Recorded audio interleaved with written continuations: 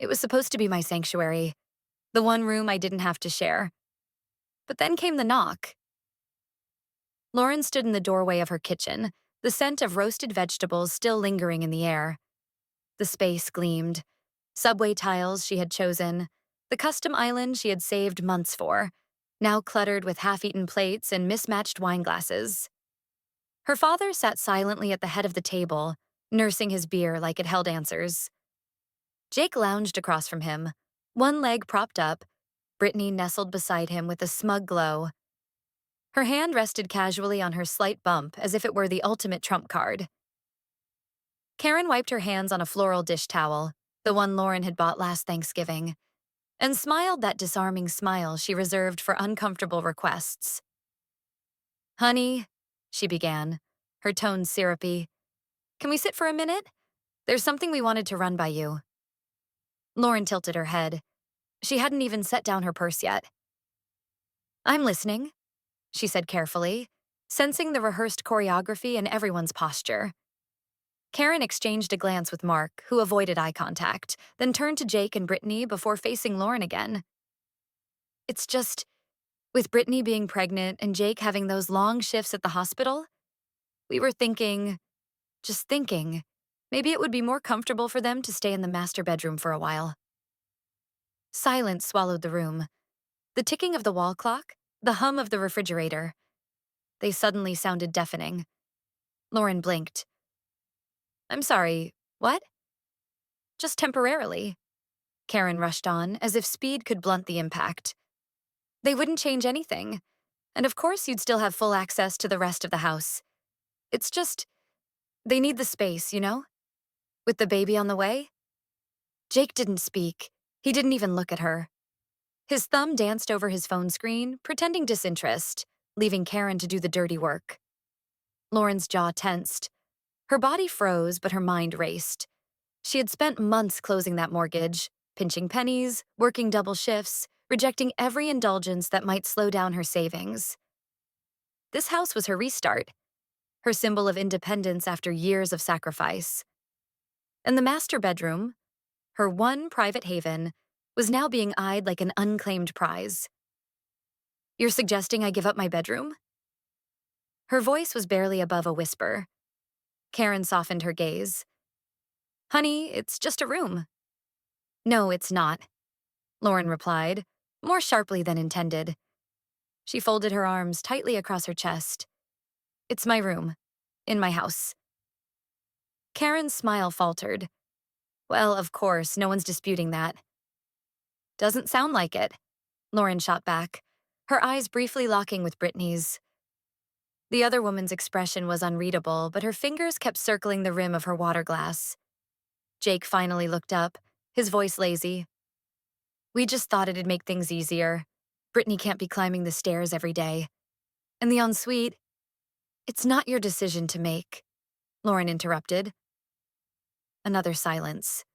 This one denser. Mark cleared his throat but still said nothing. His role was always the same.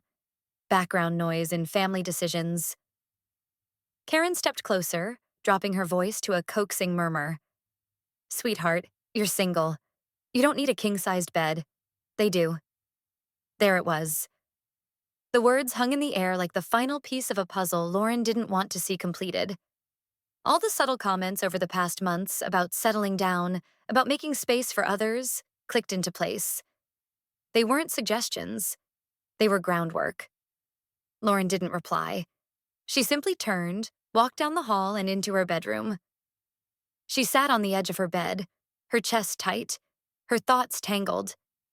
Her eyes landed on the drawer of her nightstand. She opened it. Inside, crisp and undeniable, was the deed to the house. Her name, only her name, stared back at her in bold black ink. Lauren looked at the deed in her drawer that has only one name. Hers. By the weekend, my closet smelled like cologne that wasn't mine. Lauren pressed a blouse to her nose, frowning. The subtle lavender fabric softener she'd always used was now smothered under a thick, musky scent. Jake's. It clung to her jackets, crept into the seams of her clothes like an unwelcome guest. She pulled open the closet door wider, confirming her fear. His duffel bag was slouched in the corner like it belonged there, and 2 pairs of sneakers, still muddy from some half-hearted jog, were shoved under her hanging dresses. She hadn't agreed. Not explicitly. After that dinner, after the guilt trip disguised as a family meeting, Lauren had gone to bed numb. She thought they might take the hint from her silence. But silence, apparently, was permission in their world. Outside, the Oregon sky cried in steady, rhythmic sobs. Rain slid down the kitchen windows in long, exhausted trails. Inside, the house she had once curated with such care now shifted beneath her feet like sand. Lauren wandered into the kitchen for her morning coffee and stopped short. Her favorite mug, the ceramic one from Portland's Saturday Market, glazed deep teal with a crack along the handle, was gone. In its place sat a generic white one with a baby on board sticker slapped on the side. She checked the drying rack, then the dishwasher. Nothing. Oh, Jake grabbed a mug to take his protein shake upstairs, Karen said breezily, breezing through the hallway with a basket of freshly washed towels. I told him to be careful. Lauren blinked. That mug isn't dishwasher safe. Karen shrugged. He's a grown man. I'm sure he'll manage. Brittany appeared moments later, her pink robe dusting the floor, her nails perfectly manicured. She clutched a throw pillow Lauren had custom ordered and looked Lauren up and down with a smile that was just a shade too wide. Hey, I was thinking, Brittany chirped. This space would look amazing if we pushed the couch a little to the left. You know, better feng shui for the baby. Lauren stared. You mean my living room? Brittany giggled. Oh, just a small change. It's all about energy flow. By mid-afternoon, the couch had been moved.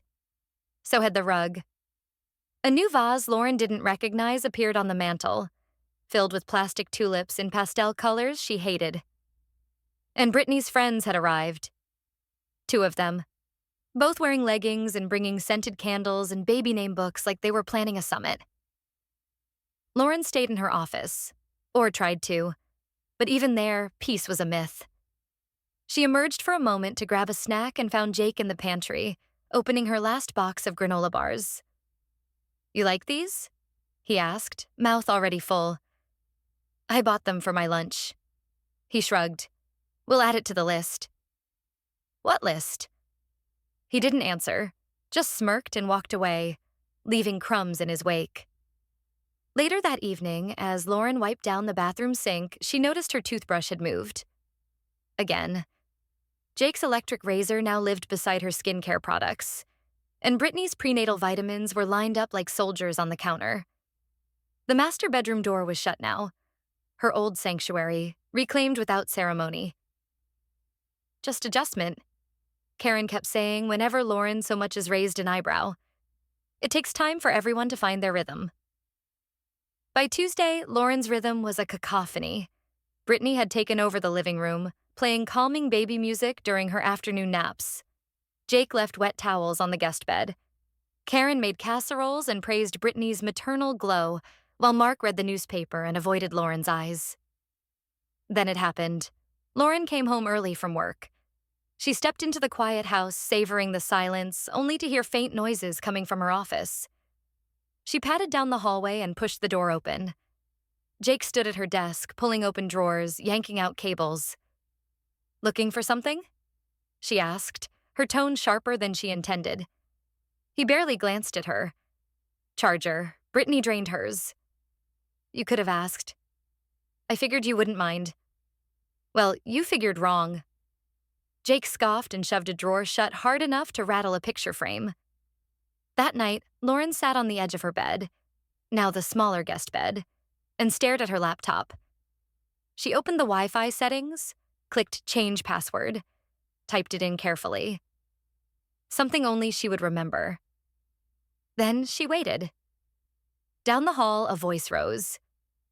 Why is Netflix not working? Brittany's whine carried through the walls. Lauren smiled to herself and closed the laptop lid. She set a password on the Wi-Fi and watched Brittany's Netflix freeze. They didn't say thank you. They didn't say sorry. They just acted like it was theirs all along. Lauren sat on the edge of the narrow guest bed, the one she'd been exiled to, and stared at the blank journal page in her lap. Her pen hovered for a second before finally touching down. Day 3 since the invasion, she wrote, the ink barely visible in the low light. My bedroom smells like them. My closet echoes like it knows it's been emptied. My coffee is always cold by the time I find a clean mug. Down the hall, laughter erupted from the living room. The flat screen she'd bought last Christmas now blasted some reality show Lauren would never watch, and Jake's voice, loud, lazy, rose above the artificial drama. Something crashed. Brittany giggled. Karen's sing-song voice followed. It's just a bowl, sweetheart. We have plenty. Lauren closed her eyes and slid her earbuds in. Instrumental music, ocean waves, anything to drown them out. But sound had a way of seeping through walls, especially the kind that carried entitlement. Earlier that afternoon, Lauren had come home to find her fleece throw blanket, her favorite, the one she used every evening on her reading chair, strewn across the floor, covered in cracker crumbs. A half-eaten banana rested on the armrest. No one even blinked when she stepped in. Hey, Brittany said, flipping through a magazine without looking up. Do you mind if we move the diffuser upstairs? I read that lavender helps with pregnancy fatigue. Lauren didn't answer. She just picked up the banana peel and walked away. In the kitchen, she stood still for a long time. Her hands curled around the edge of the sink as she watched the rain beat softly against the window pane. The garden lights flickered on, illuminating the path she once planted with tulip bulbs. Now overgrown, untended. Her phone buzzed. Melissa. She picked up quickly. Please tell me you haven't murdered anyone yet, Melissa said dryly. Lauren let out a weak laugh. No, but I'm starting to understand the appeal. Melissa didn't laugh.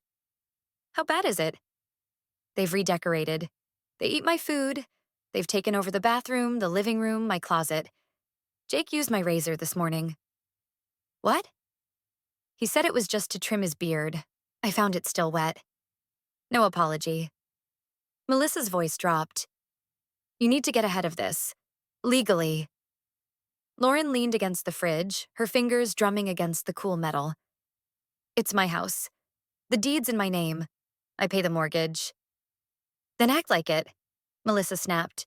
Start documenting. Keep receipts, dates, every little thing.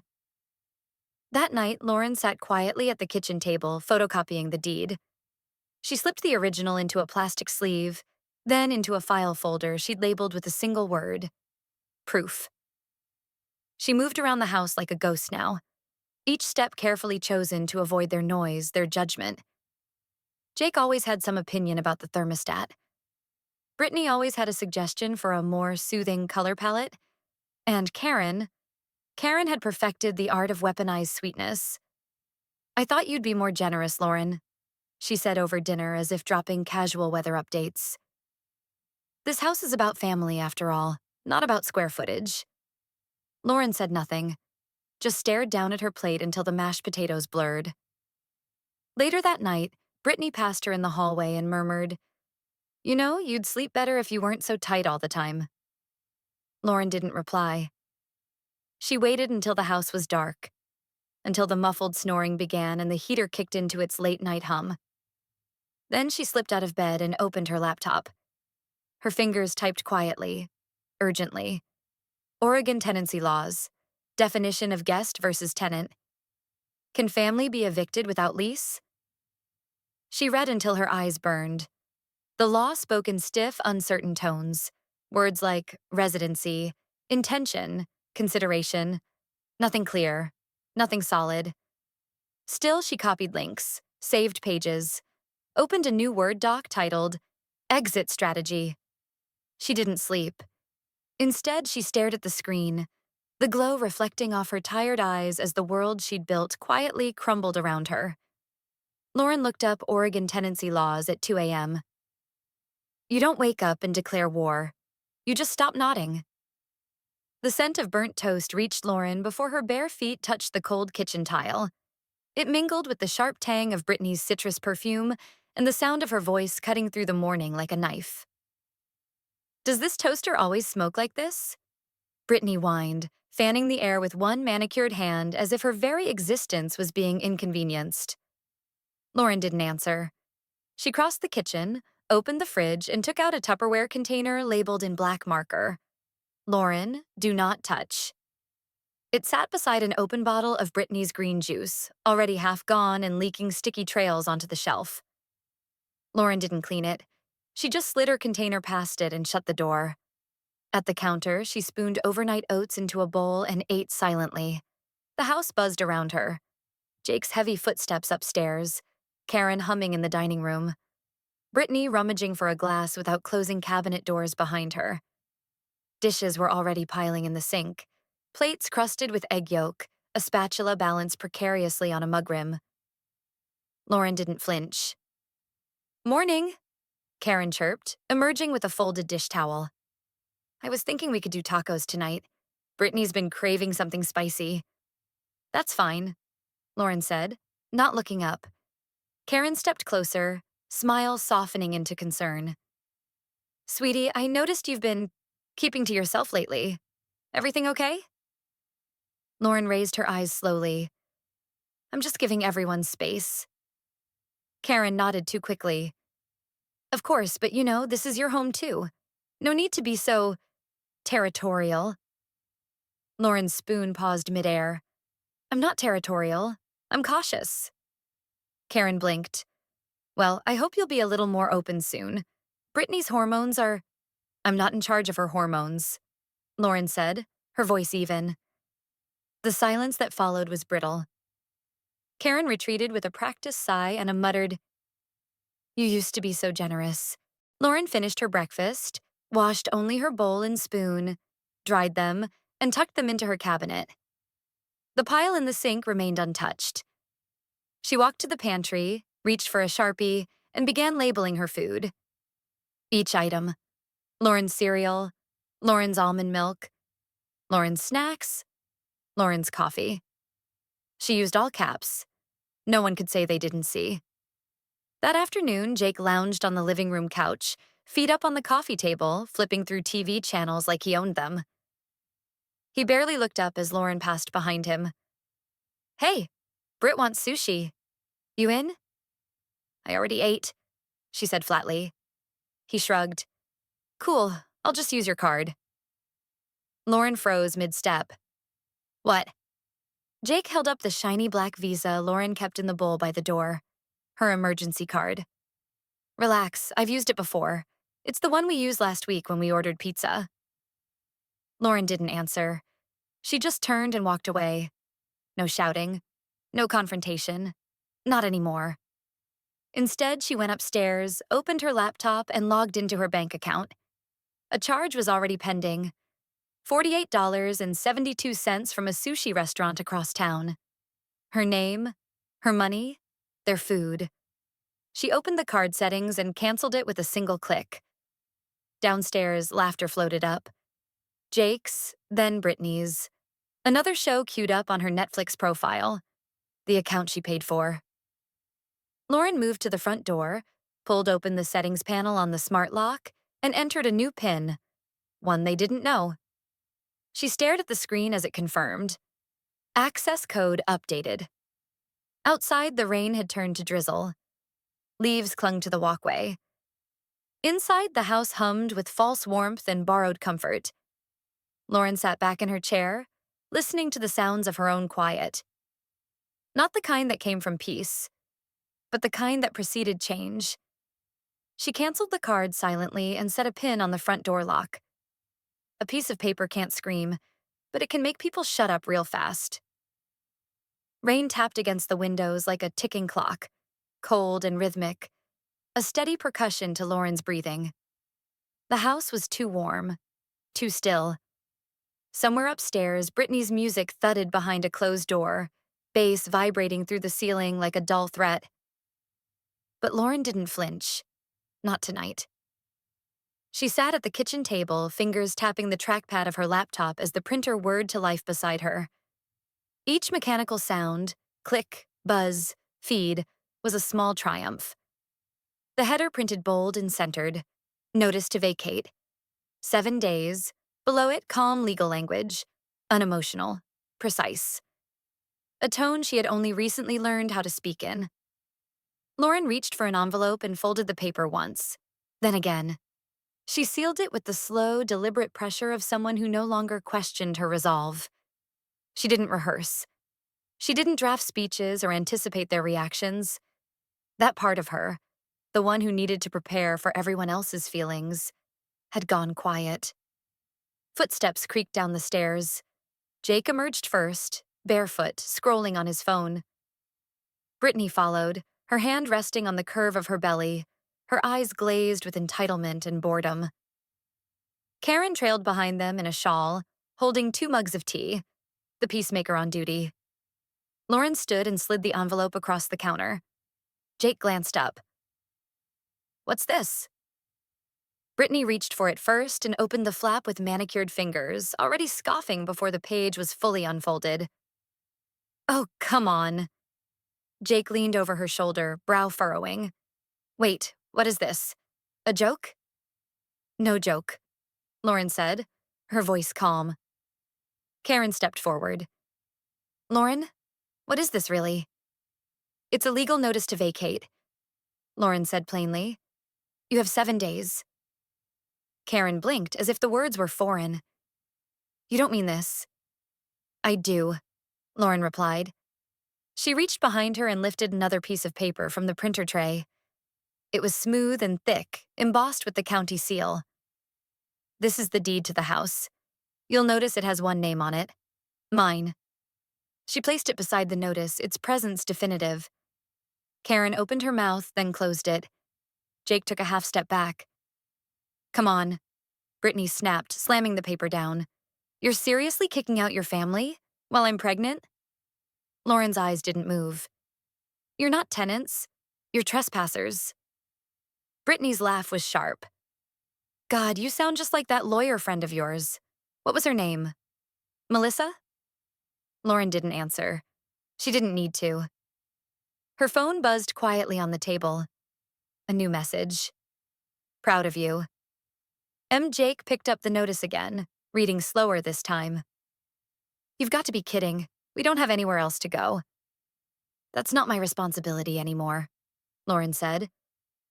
Her voice was low but final. The room thickened. The silence wasn't absence. It was threat. Brittany's face twisted. She grabbed the nearest mug, one of Lauren's favorites, the one with the faded mountain print, and hurled it. It hit the tile and exploded into porcelain shards, the sound ringing like a gunshot in the kitchen.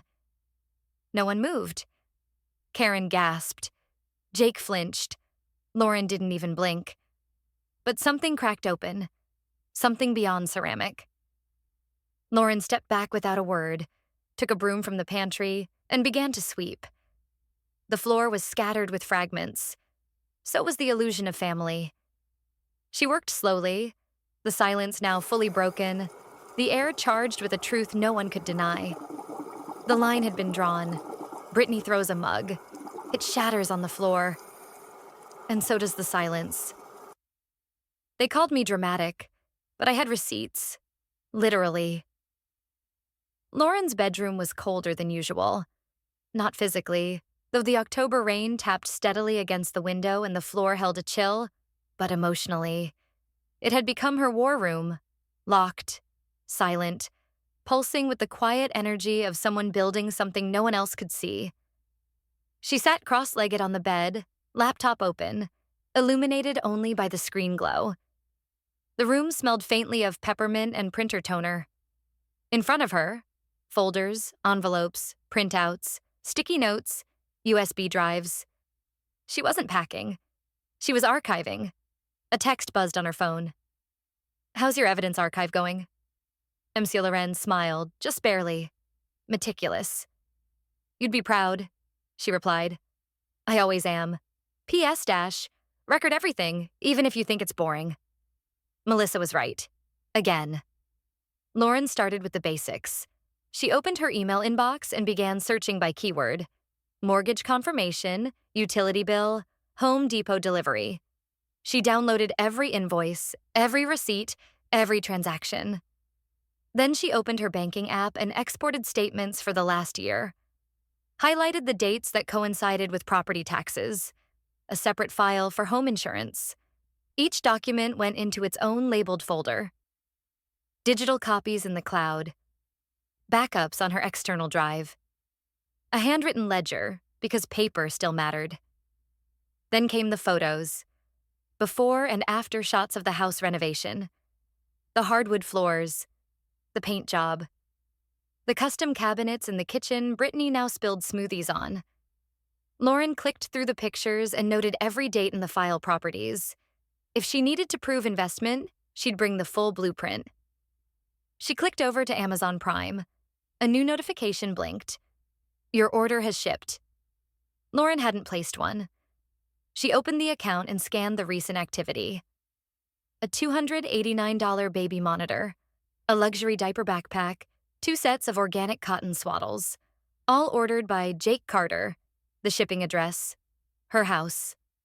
Her jaw tightened. She clicked download invoice on each one and added them to the file. Unauthorized purchases. Next, she opened her voicemail. Brittany had left a message earlier, right after the notice to vacate had gone out. She hit play. You're being a bitter hag, Lauren. This is your house? Please, you just got lucky. Try having a real family for once in your life. Lauren didn't flinch. She tapped save, then converted the message to an MP3 and filed it under verbal harassment. She got up and walked quietly to her door, locking it out of habit. She reached for the smart lock she'd ordered 2 days ago. It had arrived discreetly and now sat boxed near her closet. 20 minutes later, the new lock was installed. Only she had the code. Then she mounted the door camera. Not facing outside, but inward. A little lens now watched the hallway, trained to catch any unsolicited entry. No more guessing who rifled through her room. No more wondering if Jake borrowed anything again. Back at her desk, she opened her voice memos. Earlier that day, she'd turned on her phone's recording app and slipped it into her cardigan pocket before entering the living room. She tapped play. She's not going to actually go through with this? Jake's voice drawled lazily. It's just another one of her power trips. We're not paying anything anyway. It's her house. Let her deal with it. A pause. Brittany. Still, if she really kicks us out, we'll tell people she evicted a pregnant woman. That'll look good in court. Jake laughed. Court? She won't take it that far. She's soft. Lauren hit pause and saved the file. Self-admitted freeloader, October 19th. She took a breath. Not out of nerves, out of clarity. The screen in front of her blinked softly, cursor waiting. She opened a new folder, titled it, Eviction, just in case. Then she began a master index, links to documents, audio logs, screenshots. The kind of list you build not for today, but for the day someone calls you hysterical, and you need to respond with calm, surgical destruction. She reached for the heating pad, placed it against her lower back, and leaned back into the pillows. Her laptop hummed. Outside, the wind picked up. This wasn't about being dramatic. It was about being ready. She labeled the file, Eviction just in case.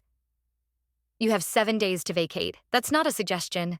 The smell of pancakes curled through the kitchen like an invitation that was never hers. It mixed with syrup and frying butter and the kind of laughter that sounded staged. Overdone. Overcompensating. Lauren stood at the edge of the room, holding a manila envelope in one hand and a mug of black coffee in the other. Her feet were bare, planted firmly. This wasn't a performance. It was a declaration. Karen flipped a pancake on the griddle, face flushed from heat and artificial cheer. Jake sat at the counter, fork twirling through scrambled eggs he hadn't made. Brittany, perched on a stool, cupped her stomach like a prop. Smells like Sunday, Karen said brightly. You want one, sweetie? Lauren stepped forward and placed the envelope on the kitchen island. Brittany looked at it like it was a bug. What is this now? Second notice to vacate, Lauren said. This one's annotated. Legal citations included. Jake chuckled, shaking his head. God, Lauren, you really know how to kill a vibe. It's not a vibe. It's a deadline, she replied. Karen turned around, spatula in hand. Honey, come on. It's Sunday. We're having a nice breakfast. Why ruin it with this? Because you ruined the rest of the week, Lauren said calmly. This notice reflects Oregon's 7-day rule. Statute 90.427, if you're interested. Brittany scoffed. Oh, she Googled something. That makes it official. No, Lauren said. The notarized deed makes it official. Brittany's face twisted. You're unbelievable. We're family. And you're seriously trying to evict a pregnant woman? You're not being evicted for being pregnant, Lauren said. You're being evicted for being entitled. Jake's chair scraped as he stood. You'll regret this. You think this makes you strong? It makes you cruel. I already regret not doing it sooner, Lauren replied. Her voice didn't rise. It didn't need to. Karen's lip trembled. She dropped the spatula with a clatter onto the stove and turned, eyes glistening. Lauren, please. We're your family. This house, it was supposed to bring us together. You're tearing it apart. Lauren met her gaze evenly. You split the family when you picked a side. And it wasn't mine. Silence settled, but it wasn't peace. It was recoil. Brittany shoved the envelope aside, causing it to skid across the counter and hit the toaster. Ungrateful, she spat. Lauren sipped her coffee. Gratitude requires respect. I haven't seen either. Jake stepped forward, chest puffed. So what, you gonna call the cops next? No, Lauren said, but I won't be the one breaking the law if they do get called.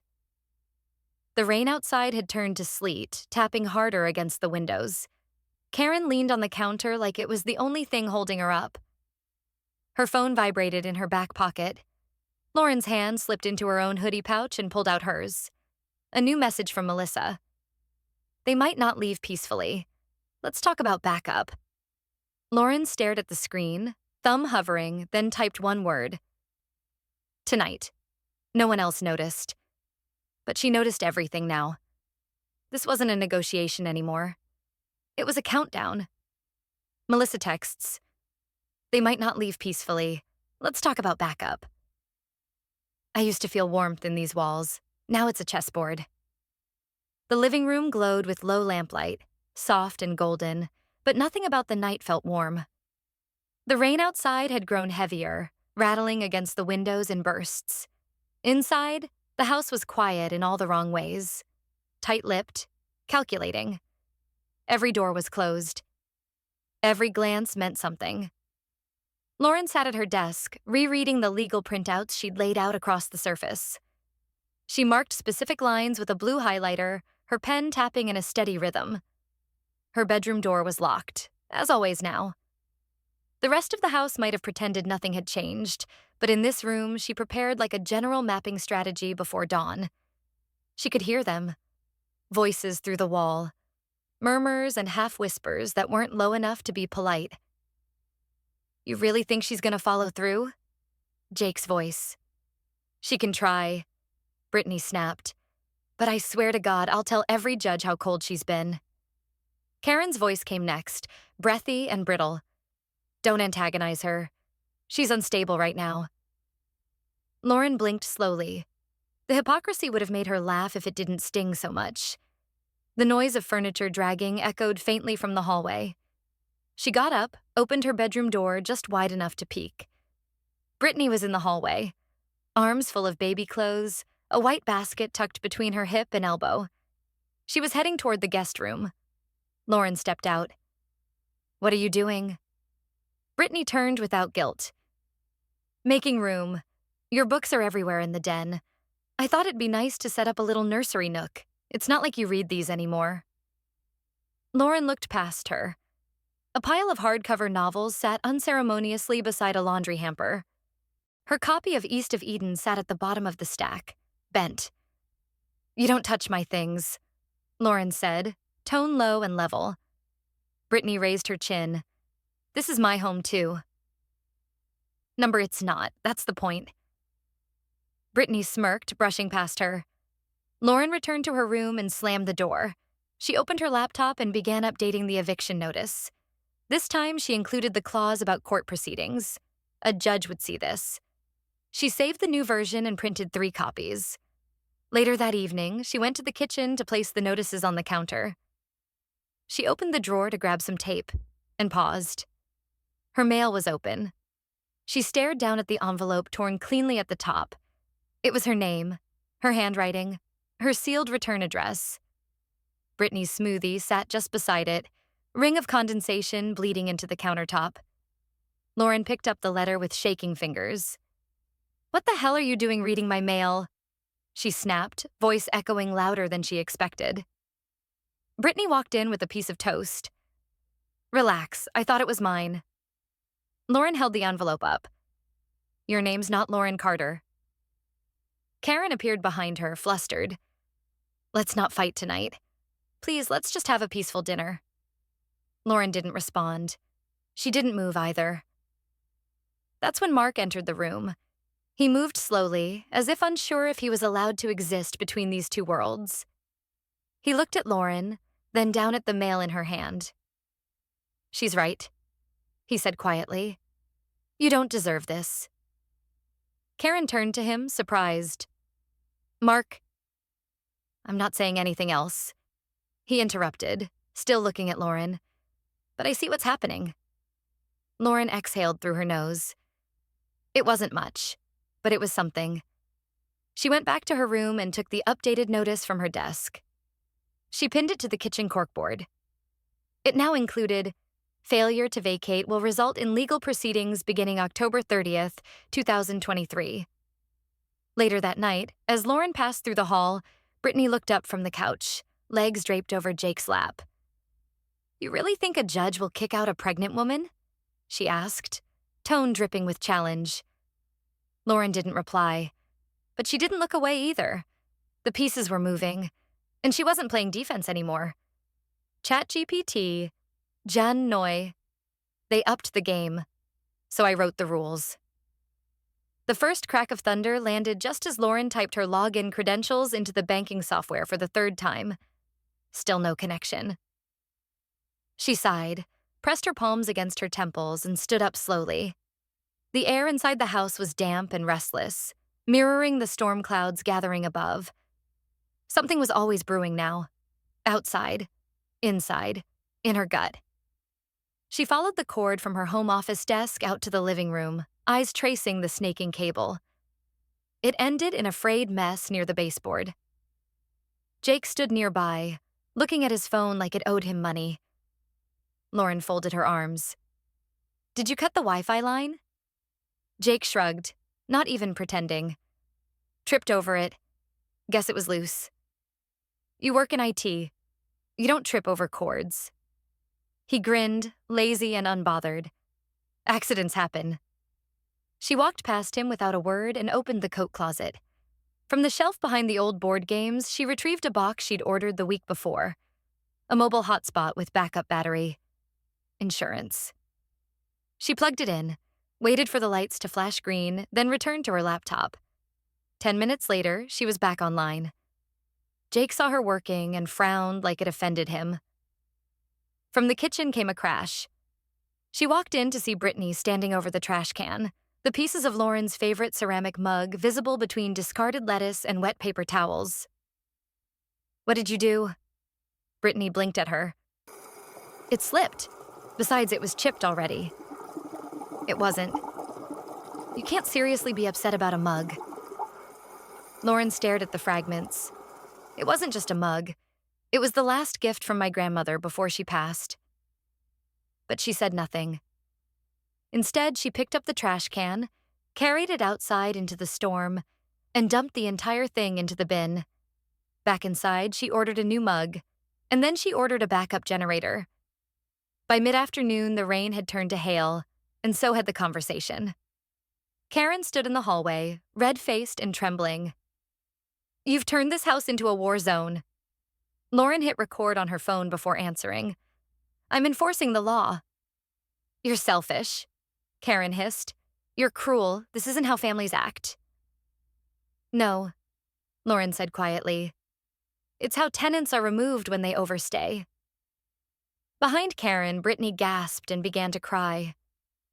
"Oh, please," Lauren muttered, turning away. She walked to her bedroom and closed the door. She uploaded the recording to a cloud folder labeled Retaliation, Week 2. Then she sat down at her desk, pulled the printed court petition from the drawer, and signed her name in clean, unshaken ink. A notification pinged on her phone. Melissa. "Let's file this first thing Monday." Lauren replied. "Agreed." Lightning flashed through the window, illuminating the copy of the petition on her desk. She didn't flinch. The war had already started. Now she was writing the rules. The silence wasn't peace. It was tense with a ticking clock. Lauren stepped out of her car and into the cold Oregon wind, her coat flaring behind her like a banner. The courthouse loomed ahead, brick, stern, and unapologetically beige, unlike the weight in her stomach, which felt heavy and alive. She stood still for a second, eyes closed, hand resting over the folded documents in her purse like they might leap out if she didn't anchor them. Melissa arrived with a hot coffee in one hand and a manila envelope in the other. "Filed the petition online already," she said briskly, "but a hard copy makes the clerks move faster." They walked in together. The inside of the courthouse was sterile, its fluorescent lights buzzing faintly. Lauren moved as if each step forward cost her a breath, but she didn't stop. At the clerk's counter, she slid the documents forward. "Petition for eviction," she said. The clerk scanned them, then stamped the top page. "You'll get a court date within 5 business days. Respondents will be summoned by mail and phone." Lauren nodded. Outside in the parking lot again, she leaned against her car as Melissa ran down next steps. "Keep gathering everything. Statements, footage, receipts. The more passive they look, the better. You've got property rights and documentation. They've got entitlement." Lauren offered a brittle smile. That's been their greatest asset. That afternoon, she returned home and checked the footage from the door camera she'd installed. One clip, dated Saturday night, caught Jake pacing on the porch, phone in hand. "She thinks she's so smart," he muttered. "She's got no idea what she started." He didn't know the mic picked up everything. She saved the clip to the same folder. Eviction. Evidence. She was in her room during dinner. No apologies, no explanations, just silence. It didn't go unnoticed. Karen knocked on her door around 8. "You okay?" Lauren didn't answer. She wasn't sure Karen wanted the truth anyway. Later that night, when the house quieted down, Lauren crept into the living room and carefully slid a small voice recorder behind the fake plant near the entertainment center. If anyone breathed aggression in that room, she wanted it documented. The next morning, she listened to the first few minutes of the new recording while brushing her teeth. Jake's voice, agitated and bitter, came through clearly. "She thinks she's won. Wait till I talk to Dad about that old will." Lauren froze mid-rinse. "The old will?" She rewound it. Jake's voice again. "Talk to Dad about that old will." Her hand tightened around the sink. She hadn't expected another twist. But now the walls were talking, and they weren't done yet. ChatGPT John Noy. "They didn't expect me to fight back. They definitely didn't expect me to win." The courthouse felt colder this time. Not the kind of cold that brushed the skin, but the kind that wrapped itself around your bones. Lauren sat at the plaintiff's table, her back straight, the heels of her boots planted firmly on the floor. Her fingers were laced tightly on her lap, but her voice, when it came time to speak, would not shake. Melissa sat beside her, reviewing notes with a focus so sharp it could have sliced through granite. The manila folder in front of her was bursting with printouts, photos, receipts, audio transcripts. It was more than a folder. It was a story. Their story. And it had teeth. Jake was across the aisle, slumped in his seat like a teenager sent to detention. He wore a blazer over a wrinkled t-shirt. Brittany sat beside him, one hand clutching her stomach as if it were armor, the other gripping a tissue she had yet to use. Her sniffles were theatrical, but the judge didn't look up even once. The hearing began. "Ms. Carter?" the judge said, glancing at the docket. You're requesting a legal eviction under Oregon residential property law? Lauren stood. Yes, Your Honor. I am the sole owner of the property in question. I have not signed a lease agreement with the defendants. They were never tenants. I have here the deed in my name, utility and mortgage records, audio recordings of admissions, and documentation of unauthorized use and property damage. Melissa passed the folder to the clerk, who handed it to the judge. He thumbed through it with a raised brow. Jake straightened. Your Honor, she's twisting this. My father once said the house was meant for the family. He even had a will. Do you have a copy of that will? The judge interrupted. Jake hesitated. Not the current one, but I know what he said. Melissa stood. Your Honor, even if such a document existed without notarization or legal filing, it holds no enforceable weight. Furthermore, Mr. Carter is still alive and has not filed any estate transfer.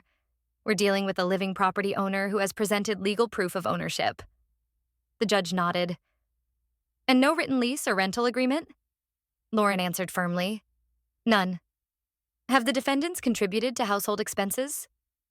She shook her head. Not a cent. Brittany let out a little sob, burying her face in the tissue now soaked. She's kicking out a pregnant woman. The judge looked up for the first time. Ma'am, this is not an emotional court. This is a housing matter. If the petitioner has demonstrated sole ownership, lack of tenancy agreement, and unauthorized occupancy, the law is clear. Jake opened his mouth to protest, but the judge raised a hand. I don't see any basis for the defendant to continue residing in the plaintiff's house. It was done. Outside the courtroom, the hallway echoed with shoes and whispers.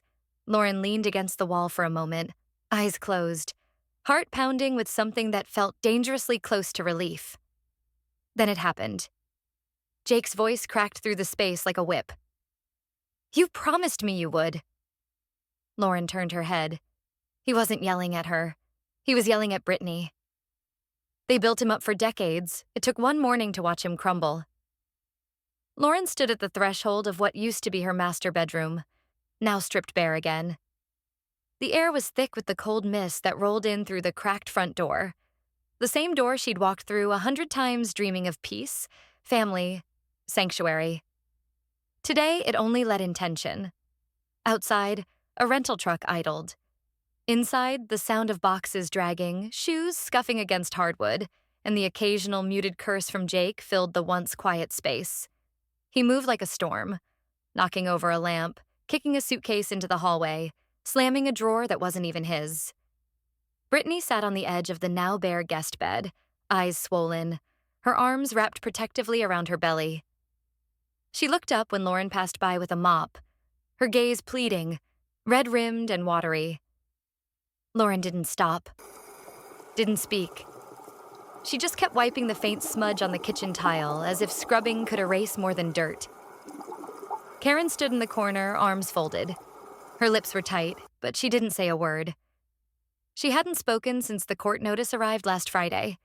Not even when Jake stormed through the house yelling that it was rigged, or when Brittany wept through the night like it might buy them more time. Karen just watched, her face neither remorseful nor surprised. Just tired. Mark was nowhere to be seen. Lauren suspected he was running errands or had suddenly remembered a meeting. Some absences spoke louder than words. Jake emerged from the hallway dragging a duffel bag that had seen better days. His face was red, flushed with humiliation rather than effort. You're really enjoying this, huh? He snapped at Lauren, who was wiping fingerprints off the refrigerator. She didn't flinch. I'm following the law. He scoffed. You think hiding behind paperwork makes you better than your family? Brittany sniffled. Jake, stop. But he was spiraling now, a tantrum decades in the making. Karen finally moved. Lauren, maybe if we had just a few more days. No, Lauren said firmly. She turned to face her mother. The judge gave them 72 hours. That time is up. Karen's shoulders slumped. You didn't have to make it like this. Lauren's jaw tightened. I didn't make it like this. You all did. As if on cue, a knock echoed at the door. Two uniformed officers stood on the porch, their expressions neutral but their presence undeniable.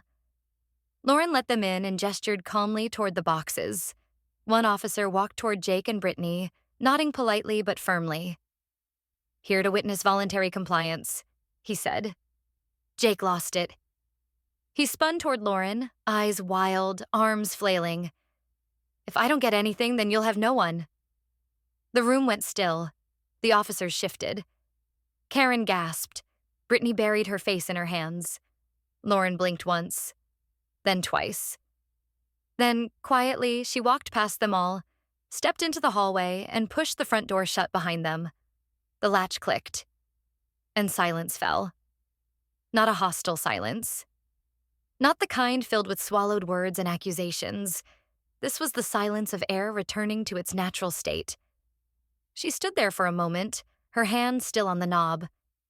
Then she turned, leaned her back against the door, and slid down until she was sitting on the floor. For a second, just a second, her face crumpled and she covered it with both hands. But only for a second. Because when she stood up, she did it with the strength of someone who had finally stopped asking for permission. They were gone, but the silence they left behind was deafening. The house didn't creak the same way anymore. For the first time in weeks, Lauren woke up without the sound of someone slamming a cupboard or the low buzz of Brittany's voice rising from the hallway. The air was still. Not heavy, just unnervingly still. She sat on the edge of her bed, now hers again, the faded comforter wrinkled beneath her fingers. The master suite had become a ghost of itself. Furniture that wasn't hers was gone. A faint indentation on the wall where Jake had leaned his nightstand remained. She ran her hand along the dresser, wiping away a thin layer of dust. It felt foreign, like someone else's room.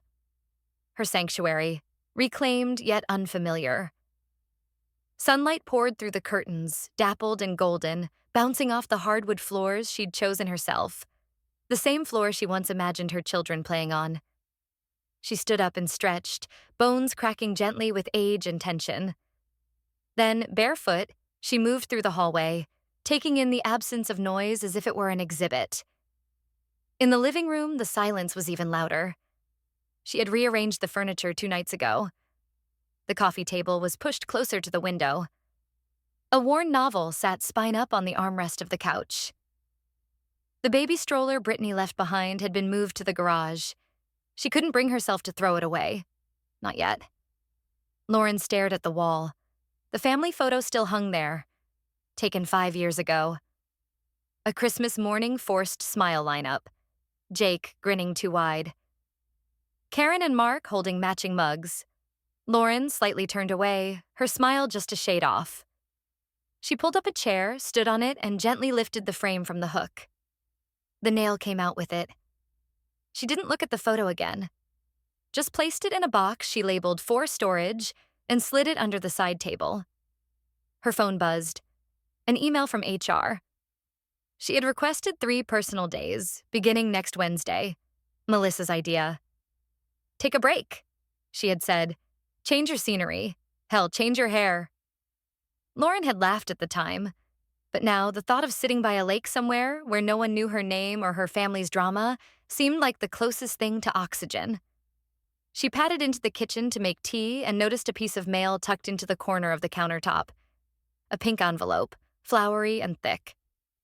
She frowned, opening it. It was a baby shower invitation. Addressed to Lauren Carter, sent before the eviction. Before everything. The edges were scalloped. The theme was "Woodland Creatures Welcome Baby Jacks." There were tiny foxes in bow ties and raccoons with rattles. The RSVP number was still Karen's cell. Lauren stood frozen for a long moment. Then she walked to the fireplace. She held the invitation up, watching the orange light catch the edge. The paper curled in seconds, the creatures turning to ash.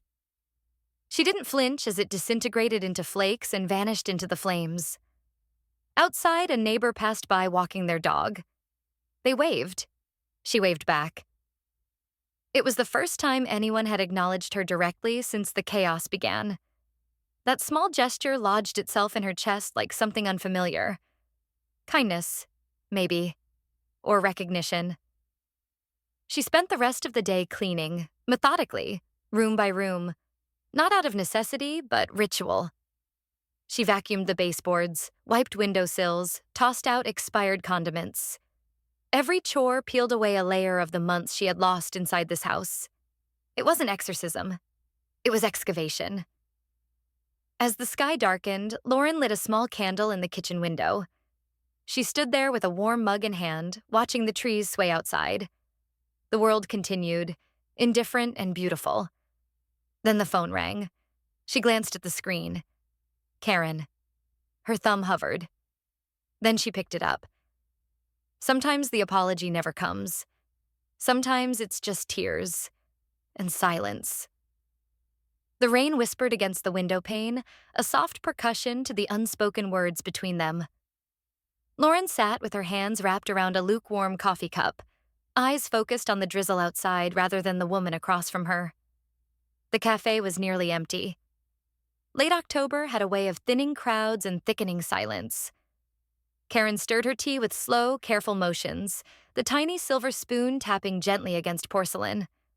Her fingers trembled, whether from nerves or age, Lauren couldn't tell, and she didn't care to ask. For 5 minutes, they'd barely spoken. Small talk had failed in the first 30 seconds. Karen looked older than Lauren remembered. More tired, less polished.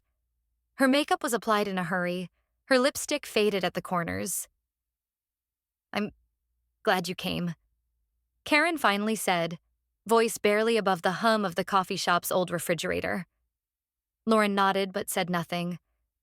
"I didn't know how to reach out," Karen continued. "Everything's been out of control." Lauren gave a short, dry chuckle. "You mean when I regained control?" Karen winced. "That's not what I meant. It's what happened." The silence stretched again. "I mopped the floors, paid the bills, fixed the heater in winter, and painted the porch in spring. I gave up things to build it. Time, dreams, even parts of myself. You once said a house is not a home without family. I've learned a home is wherever you are seen, respected, and safe. I hope you find yours. I've found mine." She hadn't heard back from Karen. Maybe she never would. Maybe silence was the closest they'd come to peace. Lauren had stopped waiting. The calendar on her desk flipped softly in the breeze. November. A full month since the eviction. The first time the house had truly felt like hers. She opened her diary, faux leather, pages crinkled from emotional scribbles, and wrote her last entry on the final page. "This house is mine, not just on paper, but in spirit." As the ink dried, a knock sounded at the door. She padded down the hallway, barefoot on hardwood, heart light. At the porch, no one stood. Just a package resting against the welcome mat. No return address. Just a small card taped on top, handwritten in clean, precise strokes. "For when you build your next home." She turned it over. No name, no signature. Lauren picked up the box, held it close for a moment, then stepped back inside. She didn't need to know who sent it. The future had already started. She started as the forgotten one. The girl pushed aside in her own home. But in the end, it was her quiet strength and relentless pursuit of justice that turned the tide. Like the final chord of a long-forgotten melody, justice may arrive late. But when it does, it leaves no doubt who the house truly belongs to. When injustice is met with unwavering courage, the final verdict can echo through a lifetime. If you felt this story speak to you, like, share, and subscribe, and leave a comment. Type 1 if you felt seen, or 2 if you think it could have ended differently.